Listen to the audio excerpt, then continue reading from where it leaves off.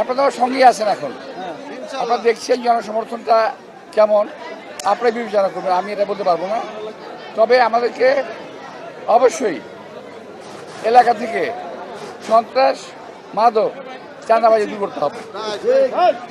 প্রথম দিনের প্রচারণা মাত্র শুরু হলো, আগামী 18 দিন পরিবেশটা কেমন থাকবে, কেমন প্রত্যাশা করেন? আমি যতবার নির্বাচন করেছি শান্তিপূর্ণ পরিবেশ নির্বাচন করেছি, শুধু আওয়ামী লীগের সময় নির্বাচন করতে পারি নাই। আমি আশা করছি এবারের নির্বাচনও অত্যন্ত শান্তিপূর্ণ এবং প্রতিটা দল সহনশীল মনোভাব নিয়ে এই নির্বাচনে অংশগ্রহণ করবে। কোনো প্রার্থী নিরাশ হয়ে ইলেকশন দাঁড়ায় না। আমি জয়ের ব্যাপারে ইনশাল্লাহ আশাবাদী।